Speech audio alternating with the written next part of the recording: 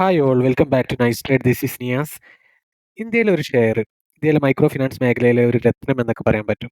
കഴിഞ്ഞ 2 വർഷത്തിനുള്ളിൽ അതിന്റെ വരുമാനം 40% വളർന്നിട്ടുണ്ടായിരുന്നു. പക്ഷേ മാർക്കറ്റിൽ അത് ഇപ്പോഴും അത്യാവശ്യം നല്ല രീതിയിൽ അണ്ടർ വാല്യൂഡ് ആണ്. അതിന്റെ ഫെയർ വാല്യുവേഷനിലേക്ക് ഏകദേശം 64% ഇനിയും സഞ്ചരിക്കാനുണ്ട്. ഇപ്പോൾ ആ സ്റ്റോക്ക് ട്രേഡ് ചെയ്യുന്നത് ഏകദേശം 32.24 എന്നുള്ള റേഞ്ചിലാണ്. അപ്പോൾ ഇനിയും അതിന്റെ ഫെയർ വാല്യുവേഷനിലേക്ക് 64% ആ സ്റ്റോക്ക് അപ്സൈഡ് പോകാനുണ്ട്. അപ്പോൾ ആ അപ്സൈഡ് പോയി വീണ്ടും അതിന് ഒരു നല്ല രീതിയിൽ മൂവ്മെന്റ് കിട്ടാൻ സാധ്യതയുള്ളതുകൊണ്ടാണ് ഞാൻ ഇതിനൊരു മൾട്ടി ബാഗർ പൊട്ടൻഷ്യൽ എന്ന് പറയാൻ കാരണം. ഒരു under valued multi bagger potential ഉള്ള ഒരു സ്റ്റോക്കാണ്.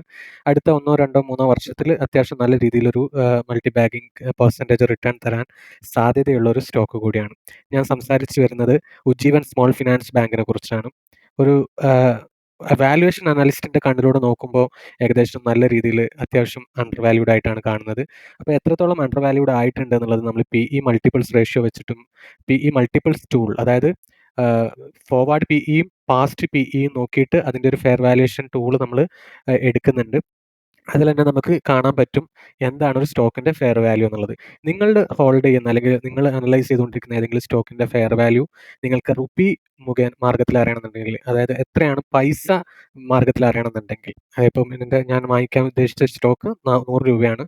പക്ഷേ അതിന്റെ ഫെയർ വാല്യുവേഷൻ 150 എന്ന് നമുക്ക് പൈസ എന്നുള്ള ഒരു ടേമിൽ പറയണമെന്നുണ്ടെങ്കിൽ you can comment down that stock one by one ആയിട്ട് കമന്റ് ചെയ്യുക. I try to reply to that using this any method of like PE multiples അല്ലെങ്കിൽ ഡിസ്കൗണ്ടഡ് ക്യാഷ് ഫ്ലോ മെത്തേഡോ EBIT മെത്തേഡൊക്കെ വെച്ചിട്ട് നമ്മൾ വാല്യുവേഷൻ ചെയ്തിട്ട് തരുന്നതാണ്. സോ ഈ ഒരു ഓപ്പർച്യൂണിറ്റി കൂടി നിങ്ങൾ യൂസ് ചെയ്യാൻ നോക്കുക. സോ ഈ ഒരു സ്റ്റോക്കിനെ കുറിച്ച് കൂടുതൽ അനാലിസിസിലേക്ക് നമ്മൾ പോവുകയാണ്. എന്തുകൊണ്ട് ഇതിന്റെ ഫെയർ വാല്യുവേഷൻ അങ്ങനെ വരുന്നു, അതുപോലെ തന്നെ നമ്മൾ എപ്പോഴും ചെയ്യാറുള്ളത് പോലെ അനാലിസ്റ്റ് റെക്കമെൻഡേഷൻ എന്താണ്, ചാർട്ട് അനാലിസിസ് എന്താണെന്നുള്ളതൊക്കെ നമുക്ക് കൂടുതൽ നോക്കാം. So let's go to the chart first. So എപ്പോഴത്തെയും പോലെ ആദ്യമായിട്ട് നമ്മൾ നോക്കുന്നത് ചാർട്ട് അനാലിസിസ് ആണ്. സോ നമ്മൾ എടുത്തിരിക്കുന്നത് ഇതിൻ്റെ ഒരു ഉജ്ജീവൻ ഫൈനാൻസിൻ്റെ വീക്ക്ലി ടൈം ഫ്രെയിം ചാർട്ടാണ്. അപ്പോൾ ഇതിൽ നമുക്ക് കാണാൻ പറ്റുന്നുണ്ട് ഒരു cup and handle pattern form ചെയ്തിട്ടുണ്ടായിരുന്നു. യു ക്യാൻ സീ ഇറ്റ്, ഒരു കപ്പ് ആൻഡ് ഹാൻഡിൽ. അപ്പോൾ ഈ കപ്പ് ആൻഡ് ഹാൻഡിലിനെ കുറിച്ച്, എങ്ങനെയാണ് കപ്പ് ആൻഡ് ഹാൻഡിൽ ട്രേഡ് ചെയ്യേണ്ടത് എന്നുള്ളതിനെ കുറിച്ച് ഡീറ്റെയിൽ ആയിട്ടുള്ള ഒരു വീഡിയോ, വളരെ തിയററ്റിക്കലി ആൻഡ് പ്രാക്ടിക്കലി നമ്മൾ ഡിസ്ക്രൈബ് ചെയ്തിട്ടുള്ള ഒരു വീഡിയോ ആണ് ബിറ്റ് കോയിൻ എന്ന് പറഞ്ഞിട്ടുള്ള ആ ഒരു പ്ലേലിസ്റ്റിലുള്ളത്. ബിറ്റ് കോയിനെ പറ്റി നമ്മൾ പറഞ്ഞിട്ടുണ്ടായിരുന്നു. വീക്ക്ലി ടൈം ഫ്രെയിമിൽ നല്ല കപ്പ് ആൻഡ് പാറ്റേൺ ആണ്. അതുകൊണ്ട് നല്ലൊരു ബ്രേക്ക്ഔട്ട് അതിനുശേഷം ബിറ്റ് കോയിനിൽ വന്നിട്ടുമുണ്ട്. നമുക്ക് ആ വീഡിയോ കാണാത്തവർ ഞാൻ ഐ ബട്ടണിൽ കൊടുക്കുന്നുണ്ട്, യു ക്യാൻ സീ ഇറ്റ്. അത് കാണേണ്ടത് എന്തിനാണെന്ന് വെച്ച് കഴിഞ്ഞാൽ കപ്പ് ആൻഡ് ഹാൻഡിൽ എങ്ങനെ ട്രേഡ് ചെയ്യാമെന്ന് അറിയാൻ വേണ്ടിയിട്ട്, ആ പാറ്റേണിനെ കുറിച്ചാണ് അറിയാൻ വേണ്ടിയിട്ടാണ്. അപ്പോൾ നമുക്കറിയാം കപ്പ് ആൻഡ് ഹാൻഡിലിൻ്റെ പാറ്റേണിൻ്റെ ഒരു ടാർഗറ്റ് എന്ന് പറയുന്നത് ഈ ഒരു കപ്പിൻ്റെ ഡെപ്ത് എത്രയാണോ അത്രയാണെന്നുള്ളതാണ്. സോ 217% ആണ് ഈ കപ്പിൻ്റെ പാറ്റേൺ ഡെപ്ത് എന്ന് പറയുന്നത്. അതായത് 217% അപ്സൈഡ് പൊട്ടൻഷ്യൽ ഇൻ കേസ് ഈ ഒരു കപ്പിൻ്റെ ഹാൻഡിൽ ബ്രേക്ക് ചെയ്യുകയാണെങ്കിൽ ഈ സ്റ്റോക്കിൽ വരും എന്നുള്ളതാണ് ഈ ചാർട്ട് മുഖാന്തരം നമുക്ക് മനസ്സിലാവുന്ന ഒരു കാര്യം. പക്ഷേ എനിക്ക് ഇതിലൊരു ചെറിയൊരു പ്രശ്നം എന്താണെന്ന് വെച്ച് കഴിഞ്ഞാൽ, ഇതിപ്പം കപ്പ് ആൻഡ് ഹാൻഡിൽ ഫോർമാറ്റിലാണെങ്കിലും നമുക്കറിയാം ഒരു കപ്പ് ആൻഡ് ഹാൻഡിൽ ഫോർമാറ്റിൻ്റെ പാറ്റേണിൻ്റെ ഏറ്റവും ഹയസ്റ്റ് ഇത് എന്ന് പറയുന്നത്, സ്റ്റോപ്പ് ലോസ് എന്ന് പറയുന്നത് അതിൻ്റെ ബോട്ടം ഓഫ് ദ കപ്പാണ്. അപ്പം 13 രൂപയാണ് ആ വരുന്ന പ്രൈസ് എന്ന് പറയുന്നത്. പക്ഷേ ഇവിടെ ഈ ഒരു കപ്പിൻ്റെ ഹാൻഡിൽ ബ്രേക്ക് ചെയ്ത് താഴെ പോയി കഴിഞ്ഞാൽ ഈ ഒരു സ്റ്റോപ്പ് ലോസ് നമുക്ക് ഹിറ്റ് ചെയ്യാൻ, ഹിറ്റ് ചെയ്യുക എന്നുള്ളതല്ല, ആ സ്റ്റോപ്പ് ലോസിൻ്റെ ലെവൽ വരെ വരാൻ സാധ്യതയുണ്ട്. അങ്ങനത്തെ ഒരു സാഹചര്യം വന്നു കഴിഞ്ഞാൽ I think this cup and handle form will be invalidated and it will be like a you know ഒരു പാരലൽ ചാനൽ പാറ്റേൺ പോലെ ആയി മാറും. സോ അപ്പോൾ ഇവിടെ നമ്മൾ കറക്റ്റായിട്ട് നോക്കേണ്ടതാണ്. ഇപ്പോൾ ഇത് കപ്പ് ആൻഡ് ഹാൻഡിലിൻ്റെ രീതിയിൽ അല്ലെങ്കിൽ ആ ഒരു പാറ്റേൺ പോലെ ഇത് ട്രേഡ് ചെയ്യണമെന്നുണ്ടെങ്കിൽ നമ്മൾ ശ്രദ്ധിക്കേണ്ട കാര്യം എന്താണെന്ന് വെച്ച് കഴിഞ്ഞാൽ, ഇവിടെയുള്ള ഈ ഒരു ട്രെൻഡ് ലൈൻ, അതായത് കപ്പിൻ്റെ ഹാൻഡിൽ എന്ന് പറഞ്ഞിട്ടൊരു ട്രെൻഡ് ലൈൻ ഉണ്ടല്ലോ, ഇത് മേലേക്ക് ബ്രേക്ക് ചെയ്ത് പോകണം. അങ്ങനെ മേലേക്ക് ബ്രേക്ക് ചെയ്ത് പോയി കഴിഞ്ഞാലാണ് നമുക്ക് ഈ പറഞ്ഞിട്ടുള്ള കപ്പിൻ്റെ ഈ ഡെപ്ത് എന്ന് പറഞ്ഞിട്ടുള്ള പെർസെൻറ്റേജ് നമുക്ക് കിട്ടുക. സോ അത് പ്രത്യേകം ശ്രദ്ധിക്കണം. രണ്ടാമത്തെ റീസൺ എന്ന് പറയുന്നത് ഞാൻ എപ്പോഴും പറയാറുള്ളത് പോലെ നമ്മുടെ നൈസ് ട്രേഡ് ലിക്വിഡിറ്റി ലെൻസ് ഇൻഡിക്കേറ്ററാണ്. അപ്പോൾ ആ ഒരു ഇൻഡിക്കേറ്റർ മുഖാന്തരം നമുക്ക് നോക്കുന്ന സമയത്ത് നമുക്ക് നല്ല സോണുകൾ കാണാൻ പറ്റും. ലിക്വിഡിറ്റി സോണുകൾ, ഓർഡർ ബ്ലോക്ക് സോണുകളൊക്കെ കാണാൻ പറ്റും. സോ ഇവിടെ ഒരു അത്യാവശ്യം വലിയൊരു ഓർഡർ ബ്ലോക്ക് ഇവിടെ ഉണ്ട്. ഇവിടെ സെല്ലേഴ്സ് ലിക്വിഡിറ്റി ഉണ്ടായിരുന്നു. അപ്പോൾ ഈ സെല്ലേഴ്സ് ലിക്വിഡിറ്റി ഇവിടെ ഉണ്ടാകാൻ കാരണം നമുക്ക് ഈ ടൂൾ മുൻപ് നമ്മളെല്ലാ അനാലിസിസിലും യൂസ് ചെയ്തിട്ടുണ്ട്. ഇപ്പോൾ കണ്ടിട്ടില്ലാത്തവർ ആ അനാലിസിസ് കാണാൻ നോക്കുക, സ്റ്റോക്ക് അനാലിസിസുകളൊക്കെ. സോ അതിൽ നമുക്കറിയാം 0% അല്ലാത്ത അതിനേക്കാൾ കൂടുതൽ 0-നേക്കാൾ കൂടുതലായിട്ടുള്ള ഏത് പെർസെൻറ്റേജ് റെഡ് സോണിൽ വരികയാണെങ്കിൽ അവിടെ സെല്ലിംഗ് ഇൻട്രസ്റ്റും, ഗ്രീൻ സോണിൽ വരികയാണെങ്കിൽ ബൈയിങ് ഇൻട്രസ്റ്റും ആണുള്ളത്. അപ്പോൾ ഇവിടെ സെല്ലേഴ്സിൻ്റെ ഇൻട്രസ്റ്റ് ഉള്ള ഒരു ഏരിയയാണ്, ഹൈ ലിക്വിഡിറ്റി ഏരിയയാണ്. പക്ഷേ അവിടെ ആ സെല്ലേഴ്സിൻ്റെ കയ്യിൽ നിന്ന് ഒരു ബൈയിങ് ഇവിടെ നടന്നിട്ടില്ല എന്നുള്ളത് ഈ ഒരു ക്യാൻഡിൽ നോക്കി കഴിഞ്ഞാൽ നമുക്ക് മനസ്സിലാവും. ക്യാൻഡിലിന് വിക്കൊന്നുമില്ല, ബൈയിങ് പ്രഷർ കണ്ടിട്ടില്ല വീക്കിലി ക്യാൻഡിലിൽ. സോ ഇവിടെ ഡിമാൻഡ് ഇല്ല എന്നുള്ളതാണ്. അപ്പോൾ അവിടുത്തെ ഡിമാൻഡ് ഇല്ലാത്തത് കൊണ്ട് തന്നെ അടുത്ത ഡിമാൻഡ് സോൺ എന്ന് പറയുന്നത് ഇവിടെയാണ്. കാരണം ഇവിടുന്നായിരുന്നു ബയേഴ്സ് ഇൻട്രസ്റ്റ് ഉണ്ടായിരുന്നത് പ്രീവിയസ്ലി. അപ്പം അത്തരം ഒരു ഏരിയയിലേക്ക് ഈ ഒരു ബയേഴ്സ് ഇൻട്രസ്റ്റിലേക്ക് ഈ സ്റ്റോക്ക് വന്നു കഴിഞ്ഞാൽ 23 എന്ന് പറഞ്ഞിട്ടുള്ള റേഞ്ചിൽ നമുക്ക് ഈ സ്റ്റോക്കിനെ കിട്ടും. അപ്പോൾ വീണ്ടും ഇതിൻ്റെ ഫെയർ വാല്യൂഷനിലേക്കുള്ള അപ്സൈഡ് പൊട്ടൻഷ്യൽ കൂടുകയാണ് ചെയ്യുന്നത്. അതേസമയം തന്നെ ഈ സ്റ്റോക്ക് ഫൈനാൻഷ്യലി നല്ല ഡ്യൂറബിൾ ആയിട്ടുള്ള സ്റ്റോക്കാണ്, നന്നായിട്ടാണ് പെർഫോം ചെയ്യുന്നത് എന്നുള്ളത് നമുക്ക് അനലൈസ് ചെയ്ത് കാണാം. അടുത്തൊരു സെഗ്മെൻറ്റ് അതാണ് നമ്മൾ ടെസ്റ്റ് ചെയ്യാൻ പോകുന്നത്. അപ്പം അതൊരു റീസൺ കൂടിയാണ്. അപ്പം ലിക്വിഡിറ്റി ലെൻസ് പ്രകാരം നൈസ് ട്രേഡിനെ ഡെവലപ്പ് ചെയ്തിട്ടുള്ള ടൂളാണ്. അത് പ്രകാരം ഇതൊരു ലിക്വിഡിറ്റി സോണിലേക്കാണ് വരുന്നത്. വേറൊരു കാര്യം കൂടി നോക്കുകയാണെന്നുണ്ടെങ്കിൽ ഞാൻ എപ്പോഴും പറയാറുണ്ട്, ഒരു സ്റ്റോക്ക് മാർക്കറ്റിൽ നല്ല രീതിയിൽ അത് അപ്സൈഡ് കൊടുക്കണമെന്നുണ്ടെങ്കിൽ there should be a fight happening between bulls and bears. അപ്പോൾ ഇവിടെ ഈ ഒരു കേസിൽ നമുക്കറിയാം, ഇവിടെ നല്ല ബുൾ പ്രഷർ ഉണ്ടായിരുന്നു, ഇവിടെ സെല്ലിംഗ് പ്രഷർ ഉണ്ടായിരുന്നു, ബിയർ പ്രഷർ ഉണ്ടായിരുന്നു. അതിൽ ബുൾസാണ് വിജയിച്ചിട്ടുണ്ടായിരുന്നത്. ആരാണോ വിജയിക്കുന്നത് ആ ഒരു ഏരിയയിലേക്ക് മാർക്കറ്റിനെ പുഷ് ചെയ്ത് കൊണ്ടുപോകുന്നതാണ്. അങ്ങനെ വന്നപ്പോൾ ഒരു 133 ദിവസം കൊണ്ട് 62% റിട്ടേൺ കൊടുത്തിട്ടുണ്ടായിരുന്നു. അതിനുശേഷം യു ക്യാൻ അഗെയിൻ സീ ഇവിടെയും ഒരു bull and bear pressure. You see here bull and bear pressure. ഇവിടെ ബുൾ പ്രഷർ ഉണ്ടായിരുന്നു, ഇവിടെ ബിയർ പ്രഷർ ഉണ്ടായിരുന്നു. അതിൽ ബുൾസ് ജയിച്ചു, ബ്രേക്ക് ഔട്ട് കിട്ടി. അപ്പോൾ ആ ഒരു സോണിലേക്കാണ് വീണ്ടും ഈ പ്രൈസ് വന്നുകൊണ്ടിരിക്കുന്നത്.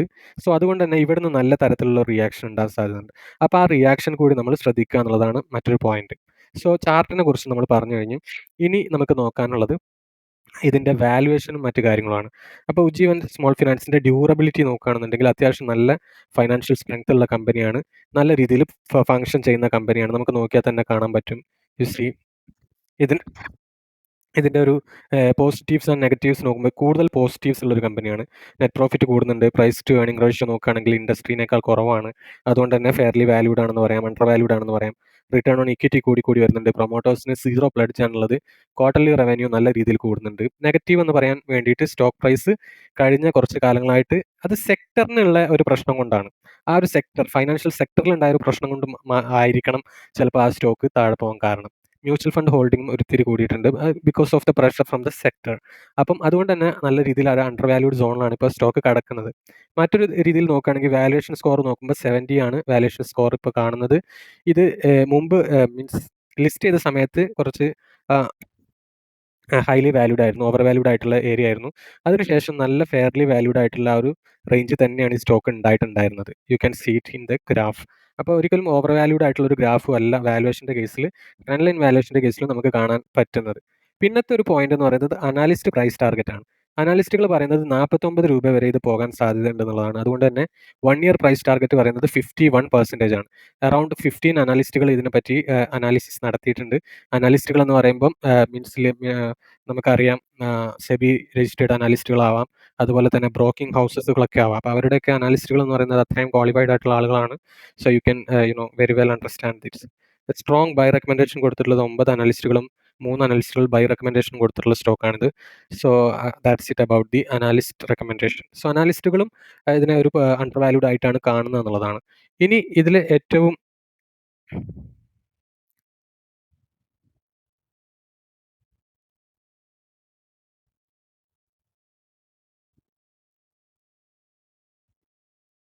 ഇനി ഇത് കൺസിഡർ ചെയ്യാനുള്ള ഏറ്റവും interesting and first and foremost reason is the valuation. I told you about the under valuation percentage. ഇത് 64% അണ്ടർ വാല്യൂഡ് ആണെന്നാണ് പറയുന്നത്. അതായത് ഇതിൻ്റെ ഫെയർ വാല്യൂവിലേക്ക് ഇപ്പോഴും 64% സഞ്ചരിക്കാനുണ്ട്. പിന്നീട് അവിടുന്ന് കിട്ടുന്ന അപ്സൈഡ് മൊത്തം നമുക്ക് വേറെ എക്സ്ട്രാ ബോണസ് കൂടിയാണെന്നുള്ളതാണ് നമ്മൾ മനസ്സിലാക്കേണ്ടത്. അപ്പോൾ അതിന് വേണ്ടിയിട്ട് നമ്മൾ ബെഞ്ച് മാർക്ക് കമ്പനീസ് ആയിട്ടുള്ള Utkarsh bank, Bandhan bank, CSB bank, AU bank, Suryoday ഇതിനൊക്കെ കമ്പയർ ചെയ്തിട്ടുള്ള ഒരു PE റേഷ്യോ നമ്മൾ എടുക്കുന്നുണ്ട്. ഒരു കമ്പനിയുടെ മാത്രമല്ല. അപ്പോൾ നമ്മൾ ട്രെൻഡ് ലൈൻ്റെ കേസ് നോക്കുകയാണെങ്കിൽ ആ ഒരു കമ്പനിയുടെ മാത്രം സ്കോറൊക്കെയാണ് നമുക്ക് കാണാൻ പറ്റുന്നത്. പക്ഷേ മറ്റെല്ലാ ഇതിൻ്റെ കോമ്പറ്റീറ്റേഴ്സിനൊക്കെ നോക്കിയിട്ട് അതിൽ നിന്ന് കമ്പയർ ചെയ്തിട്ടാണ് നമ്മൾ ഇതിൻ്റെ ഒരു ഫോർവേഡ് PE ഒക്കെ സെലക്ട് ചെയ്യുന്നത്. അത്തരം മെത്തേഡിലൂടെ നമ്മൾ കണ്ടുപിടിച്ചിട്ടുള്ള ഫെയർ വാല്യൂ ആണ് ഈ 32.24 എന്ന് പറഞ്ഞിട്ടുള്ള മാർക്കറ്റ് പ്രൈസിൽ നിന്ന് നമുക്ക് കണ്ടെത്താവുന്ന ഫെയർ വാല്യൂ എന്ന് പറയുന്നത്. ആവറേജ് ഫെയർ വാല്യൂ 53% ആണ്. വിച്ച് മീൻസ് 65% ഇനിയും ആ ഒരു മീൻസ് പ്രൈസിലേക്ക് സഞ്ചരിക്കാനുണ്ട്. അപ്പം ഈ ഒരു മീൻസ് പ്രൈസ് മൾട്ടിപ്പിൾ മെത്തേഡ് പ്രകാരം, അതായത് PE മൾട്ടിപ്പിൾ മെത്തേഡ് പ്രകാരം 53 ആണ് ഇതിൻ്റെ ഒരു ടാർഗറ്റ് പ്രൈസ് എന്ന് പറയുന്നത്. 53 എന്ന് പറയുന്നത്. ആ 53 എന്നുള്ള പ്രൈസിലേക്ക് എത്താൻ വേണ്ടി 65% ഇനിയും സഞ്ചരിക്കാനുണ്ട്. അതുകൊണ്ടാണ് ഇതൊരു ഹൈലി അണ്ടർ വാല്യൂഡ് ആയിട്ടുള്ള ഒരു സ്റ്റോക്ക് ആണെന്ന് പറയാൻ കാരണം. അപ്പോൾ ബെഞ്ച്മാർക്ക് കമ്പനികൾ ഇല്ലാതെ നമ്മൾ ഏതെങ്കിലും ഒരു സ്റ്റോക്കിൻ്റെ വാല്യുവേഷൻ നടത്തണമെന്നുണ്ടെങ്കിൽ, ബെഞ്ച്മാർക്ക് കമ്പനികൾ കൂടി ഇൻക്ലൂഡ് ചെയ്യുന്ന സമയത്ത് ഇതിൻ്റെ ഒരുപാട് ഡീറ്റെയിൽസ് നമുക്ക് കളക്ട് ചെയ്യേണ്ടി വരും, കൊടുക്കേണ്ടി വരും. പക്ഷേ ഒരു കമ്പനിയുടെ മാത്രം ചെയ്യാൻ വേണ്ടിയിട്ട് നമ്മളൊരു ടൂൾ ഡെവലപ്പ് ചെയ്തിട്ടുണ്ട്. Nice trade stock valuation tool ആണ് PE മൾട്ടിപ്പിൾസ് മെത്തേഡ്. ഈ ഒരു മെത്തേഡ് പ്രകാരം നമ്മൾ ഈ ബ്ലാങ്ക് ആയിട്ടുള്ള വൈറ്റ് കോളങ്ങളിൽ മാത്രം നമ്മൾ അതിൻ്റെ ഇൻപുട്സ് കൊടുത്താൽ മതി എന്നുള്ളതാണ്. മാർക്കറ്റ് വാല്യൂ എന്ന് പറയുന്നത് ഉജ്ജീവൻ്റെ കേസിൽ 32.24% ആണ്. കറണ്ട് PE എന്ന് പറയുന്നത് ഇപ്പോൾ നമുക്ക് ഉജ്ജീവൻ ഫിനാൻസിൻ്റെ കേസിൽ പോയി കഴിഞ്ഞാൽ PE ഏകദേശം 9.3 ആണ് വരുന്നത്. ഇതിൻ്റെ ലോവർ എടുക്കുമ്പോൾ 6. അപ്പോൾ അതിൻ്റെ ഒരു മിഡ് വാല്യുവേഷൻ എടുക്കുകയാണെങ്കിൽ 6.8 എന്ന് പറഞ്ഞിട്ടുള്ള ഒരു ലെവൽ നമുക്ക് അതിൻ്റെ ഒരു മിഡ് ആയിട്ട് എടുക്കാം. 6.8 ആണ്. കറണ്ട് EPS നമുക്ക് ട്രെൻഡ് ലൈനിൽ നിന്ന് കിട്ടും. കറണ്ട് EPS 6.5 ആണ്. 6.5 ഓക്കെ. ഫോർവേഡ് EPS നമുക്ക് അവിടുന്ന് ഒരു ആവറേജ് എസ്റ്റിമേറ്റ് കിട്ടുന്നതാണ്. ഹൈ എസ്റ്റിമേറ്റ് എന്ന് പറയുന്നത് 5.7 ആണ്.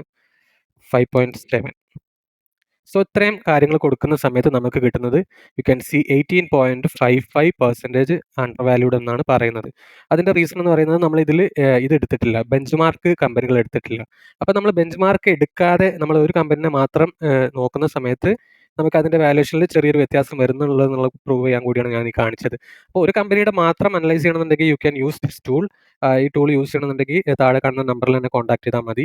ഇനി അതല്ല, നിങ്ങൾക്ക് വേണ്ടത് ബെഞ്ച് മാർക്ക് നോക്കിയിട്ടുള്ള പക്ക പൊട്ടൻഷ്യൽ എത്രയാണെന്ന് അറിയാൻ വേണ്ടിയിട്ടാണെന്നുണ്ടെങ്കിൽ also you can contact in this number. നമ്മളൊരു ചെറിയൊരു ഗ്രൂപ്പ് തുടങ്ങുന്നുണ്ട്, ഒരു WhatsApp group.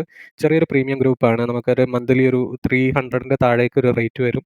Per person 15 stock നമ്മൾ വാല്യൂ ചെയ്ത് തരുന്നതാണ്. അതുപോലെ തന്നെ ആ ഗ്രൂപ്പിലുള്ള മറ്റു ആളുകളും നല്ല നല്ല സ്റ്റോക്കുകൾ പറയുമ്പോൾ നമ്മൾ ആ സ്റ്റോക്കിന് കൊടുക്കുന്ന വാല്യുവേഷൻ നിങ്ങൾക്ക് കാണാൻ പറ്റുന്നതാണ്. സോ അതിലൂടെ നിങ്ങൾക്ക് നല്ല അണ്ടർ വാല്യൂഡ് സ്റ്റോക്കുകൾ, ബെഞ്ച് മാർക്ക് ക്രൈറ്റീരിയ കൂടി നോക്കിയിട്ടുള്ള സ്റ്റോക്കുകൾ നമുക്ക് കാണാൻ പറ്റുന്നതാണ്. So you can, if you are interested you can message me on this provided number. So നമുക്ക് നാളെ നല്ല അണ്ടർ വാല്യൂഡ് ആയിട്ടുള്ള കൂടുതൽ സ്റ്റോക്കുകൾ വെച്ചിട്ട് കാണാം. നിങ്ങൾ സബ്സ്ക്രൈബ് ചെയ്യുക, ബെല്ലൈക്കൺ ഞെക്കാൻ മറക്കരുത്. കാരണം ഇതെല്ലാം ടൈം ബൗണ്ട് ആയിട്ടുള്ള ഇൻഫർമേഷൻസ് ആണ്. കുറച്ച് കഴിഞ്ഞിട്ട് കണ്ടിട്ട് ഒരു കാര്യമില്ല. So see you tomorrow. Bye by.